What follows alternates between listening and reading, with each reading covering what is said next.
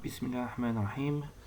J'ai l'honneur et le plaisir de présenter mon travail intitulé Study of the Photonization Stream and Discharge. Je tiens tout d'abord à vous remercier pour l'intérêt que vous avez bien voulu porter à mon travail. En commençant par le plan de notre travail, généralité sur la physique des plasmas et des charges électriques, puis on parle sur le mécanisme et les applications des streamers, les modèles étudiés, tests de validation des modèles et conclusion. Généralité sur la physique des plasmas et des charges électriques. La matière peut exister sous trois formes: liquide, solide et gazeux. Cependant, si on chauffe assez un gaz ou si on le soumet à une décharge électrique puissante, on peut arriver à enlever quelques électrons aux atomes, ce qu'on appelle ioniser le gaz. Le résultat est un mélange de particules chargées appelé plasma. Mécanisme des streamers. La plupart des décharges qu'on rencontre à la pression atmosphérique sont initiées par un claquage de type streamer. Les claquages électriques correspondent au moment où le champ électrique dépasse la valeur seuil nécessaire à l'amorçage de la décharge. On distingue deux types de streamers. Le streamer positif se forme entre l'avalanche initiale et la cathode. La propagation se fait dans le sens contraire au mouvement des électrons et avec une vitesse très supérieure à la vitesse de dérive des ions positifs. Le deuxième type de streamer est le streamer négatif. Se forme entre l'avalanche initiale et l'anode. Le mécanisme de propagation est le même que celui qui vient d'être énoncé, à la différence près que cette fois, les électrons se propagent naturellement dans le sens de propagation du streamer. Les applications industrielles des décharges streamer. Les décharges streamer peuvent produire des énergies chimiques à partir d'une source d'espèces actives et peuvent aussi produire des énergies lumineuses à partir d'une source de photons et ainsi une énergie cinétique à partir d'une source de particules chargées. Les modèles utilisés.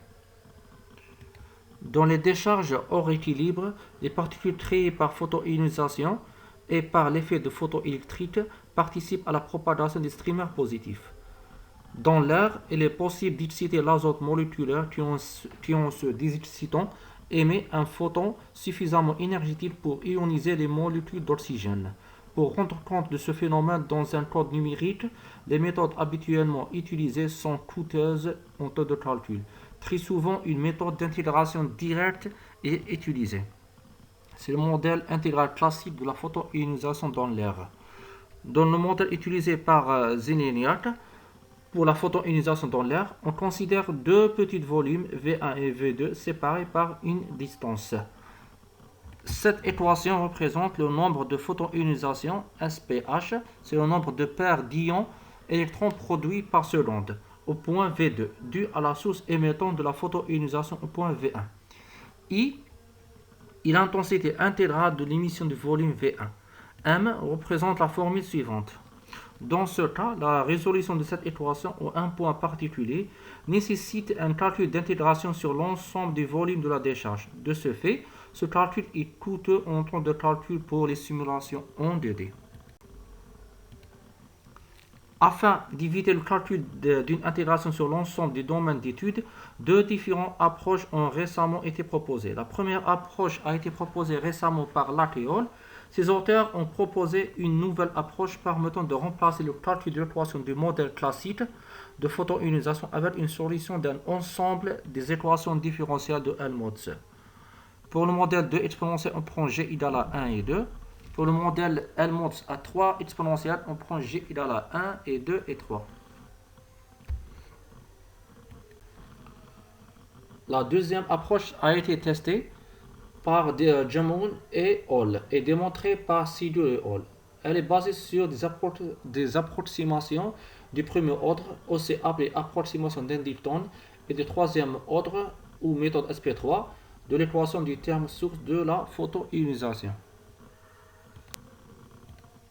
Le modèle Helmholtz, il est important de noter que les équations différentielles données dans les modèles Helmholtz, approximation Eddington et SP3, ce sont des équations de même terme Ce sont des équations de même terme de l'équation de Poisson. Ce sont des équations elliptiques dont la structure est très semblable à l'équation de Poisson. Par conséquent, ces équations peuvent donc être résolues numériquement par la même méthode de calcul que celle utilisée pour l'équation de Poisson. Contrairement aux méthodes intégrales traditionnelles, coûteuses en stockage, mémoire et modèles les modèles approchés présentent donc des temps de calcul bien moindres.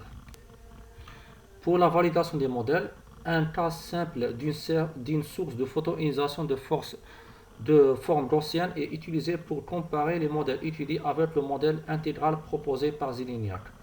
Nous calculons le temps de production de photoionisation SPH dans un domaine de calcul bidimensionnel de longueur L et rayon R pour une source gaussienne centrée sur l'axe de symétrie du cylindre.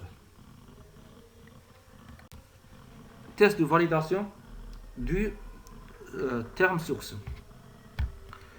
Dans ces figures, nous présentons et nous comparons les profils de la photoionisation de chaque composante avec le modèle classique de Zillignac. Nous constatons que les profils des modèles de Helmholtz A2 et A3 exponentiels s'écartent significativement de la solution de Zillignac, en particulier près de limites. Ce qui est constaté dans les différentes composantes de SPH. Cependant, les résultats obtenus avec l'ajustement de 3 exponentiels dans la figure semblent mieux correspondre à la solution de Zillignac, en particulier proche du centre du domaine de simulation. Les figures suivantes démontrent que l'approximation Indigton et modèle SP3 donne des résultats très similaires dans la région maximum de la solution SPH par rapport à des résultats présentés auparavant. Le modèle Indigton utilisant les conditions aux limites est en bon accord avec le modèle de Zillignac. Pour la conclusion, en conclusion de ce modeste travail, les résultats issus de ce travail ainsi que ceux des travaux futurs seront également une source de données essentielles pour la validation des modèles électriques et hydrodynamiques de la décharge streamer haute pression. De tels modèles seront considérés comme des outils complémentaires aux différentes études expérimentales et constitueront une aide précieuse dans les différentes applications industrielles de la décharge streamer. Et merci pour votre attention.